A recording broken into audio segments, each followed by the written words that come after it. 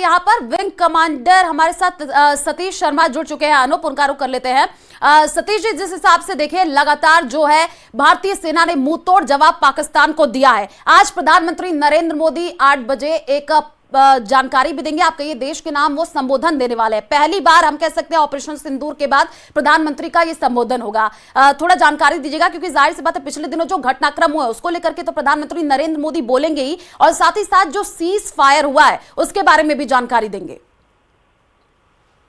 देखिए, सबसे बड़ी बात यह होती है कि इस तरह के जो ऑपरेशंस होते हैं, ऑपरेशन सिंदूर हमने जो नाम दिया, उसके पीछे के स्ट्रेटजी ये है कि ये फुल फ्लेज वार नहीं था। ये पिन पॉइंट जो टारगेट होते हैं उन्हीं को ही डिस्ट्रॉय करने का एक तरह से अटैक हमने किया था। और ये जो अटैक हुआ है इसमें S-400, बराक 8 एंड आकाश जो हमारी मिसाइल्स हैं उनको यूज किया गया। मल्टी लेयर सिस्टम एक शील्ड होती है जिससे कि हमने हमारे सारे एयर डिफेंस सिस्टम को इंटीग्रेट किया, और ये एक बहुत बड़ी एरियल थ्रेट हमने पाकिस्तान के लिए खड़ी कर दी थी।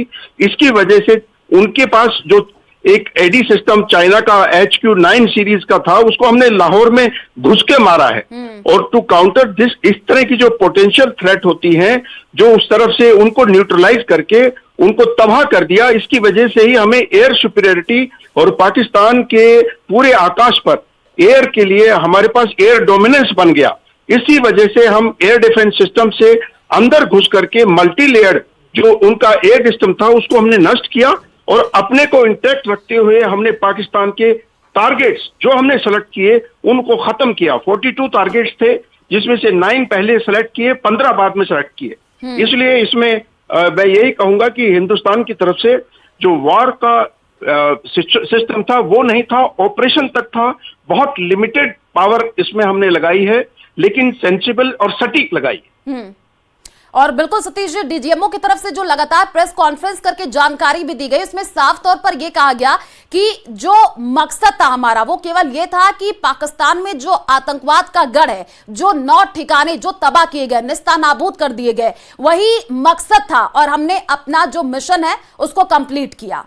मिशन अकम्प्लिश्ड इसलिए हुआ क्योंकि हमने पहले हम बहुत लिमिटेड 1-2 लॉन्च पैड को उड़ाते थे, लेकिन इस बार हमने जो उनके मेन 9 लोकेशंस, इसमें से 4 मेन पाकिस्तान लैंड पर थे और पीओके में 5 थे, उनको 1 स्ट्राइक में 25 मिनट्स में 9 के 9 को हमने जमींदोज कर दिया।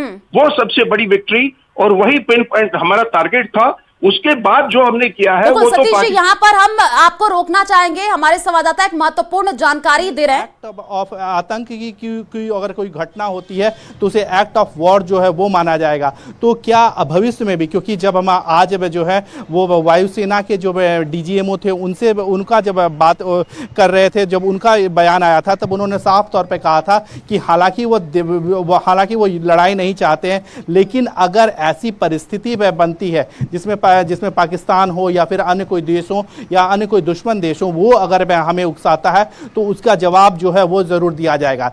एक बड़ी बात यहाँ पर मैं आपको बताना चाहूँगा कि जिस तरह से पूरी स्थिति है, हालांकि भारत में लोकतांत्रिक देश है और लगातार जो जनता के साथ जो है वो कम्युनिकेट जो है प्रधानमंत्री नरेंद्र मोदी करते थे।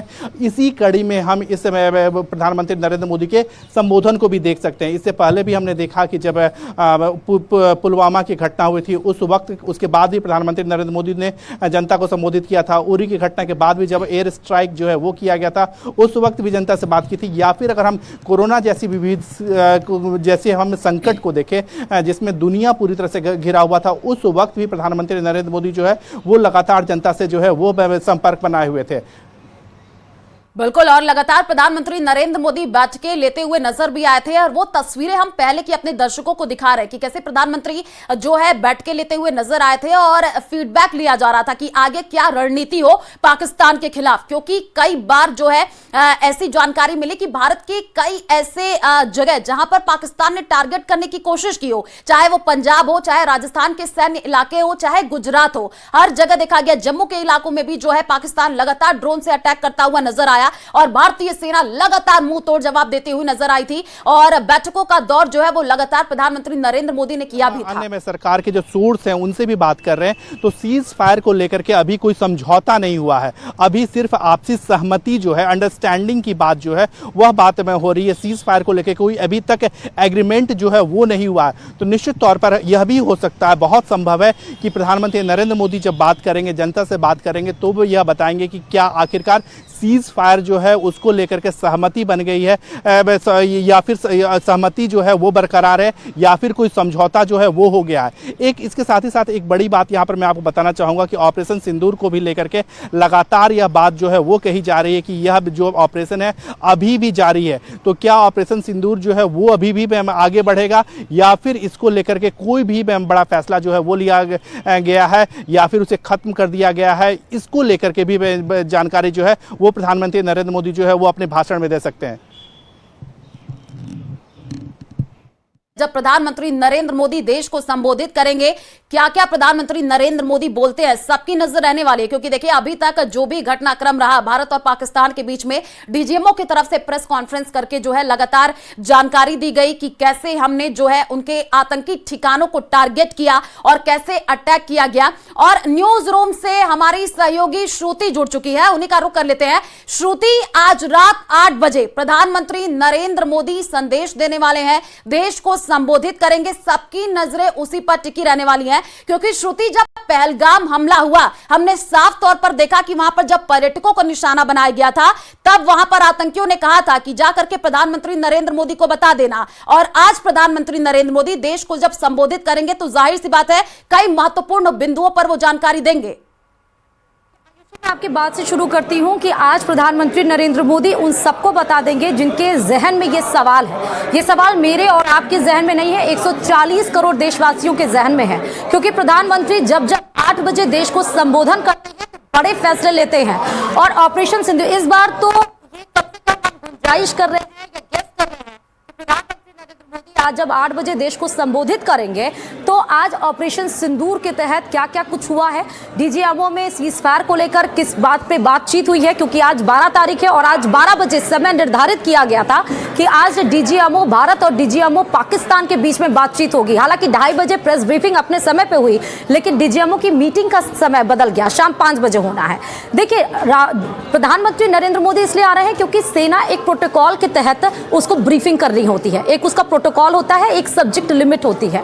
लेकिन जब प्रधानमंत्री बोलने आएंगे तो सबकी नजर से टिकी रहेंगी क्योंकि सबके जहन में बहुत सारे सवाल हैं। बहुत सारे लोगों ने ये बोला कि नहीं, पीओके अब जो जिसके ऊपर अब संपूर्ण अधिकार भारत का हो जाना चाहिए, यही वो समय है। भले हमारे देश के कुछ जवान नौछावर और हमें सहयोग देना पड़े, लेकिन ये समय है कि अब पाकिस्तान को नेस्तनाबूद कर देना चाहिए, मैप से पाकिस्तान को गायब कर देना चाहिए। तो देखिए आज का संबोधन इसलिए भी बहुत ज्यादा महत्वपूर्ण इसलिए हो जाता है क्योंकि ऑपरेशन सिंदूर के तहत 22 अप्रैल को पहलगाम में जिस तरह आतंकी वारदात घटी, मजहब के नाम पर जिस तरह 26 निर्दोष निहत्थे लोगों को मारा गया ऑपरेशन सिंदूर के तहत, इसके पहले आपने देखा कई सारी बैठकें चली, सर्वदलीय बैठक हुई और उसके बाद लगातार सीडीएस अनिल चौहान, एनएसए अजीत डोभाल, विदेश मंत्री एस जयशंकर, विदेश सचिव विक्रम मिस्री, रक्षा मंत्री राजनाथ सिंह, सीडीएस के मतलब सेना के तीनों अधिकारी उस मीटिंग में मौजूद रहे। इस ऑपरेशन की 25 अप्रैल को जो हुआ था उसके बाद से देखिए लगातार इसमें मीटिंग्स हो रही थी, लेकिन अंदर खाने भीतर खाने मीटिंग हो रही थी। ऑपरेशन सिंदूर जब 7 अप्रैल को 9 आतंकी ठिकानों को हमने टारगेट किया और नस्तानाबूद कर दिया,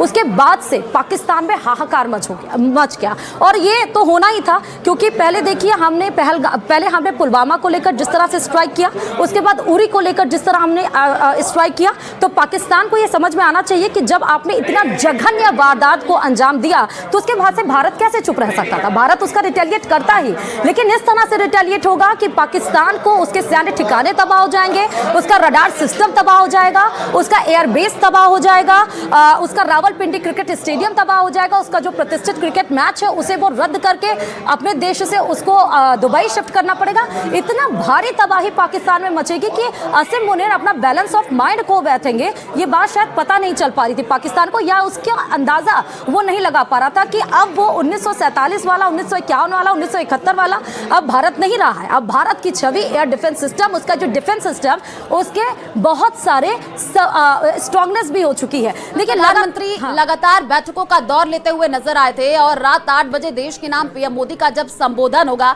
तो सबकी नजरें उसी पर टिकी रहने वाली हैं कि आज क्या कुछ प्रधानमंत्री नरेंद्र मोदी कहते हैं। क्योंकि आप देखिए पिछले दिनों भारत और पाकिस्तान के बीच जैसे तनाव बढ़ता हुआ चला गया, हमने वो तस्वीरें भी देखी और हमारे साथ जो विनीत है वो लाइव जुड़े हुए हैं जो कि पल पल की जानकारी दे रहा है। विनीत, आप देखिए भारतीय सेना की तरफ से जो है मुंहतोड़ जवाब दिया गया। डीजीएमओ की प्रेस कॉन्फ्रेंस हुई, उसमें साफ तौर पर यह कहा गया कि पाकिस्तान में आतंकवाद जहां पर पलता था, पोसता था, 9 आतंकी गढ़ जिसको निस्ता नाबूद किया गया, वही मिशन था और वो मिशन हमने कंप्लीट कर लिया। आज प्रधानमंत्री नरेंद्र मोदी जब देश के नाम संबोधन देंगे तो देखना बड़ा दिलचस्प होगा कि वो क्या कुछ कहते हैं। सबकी नजरें उसी पर टिकी रहने वाली हैं। विनीत।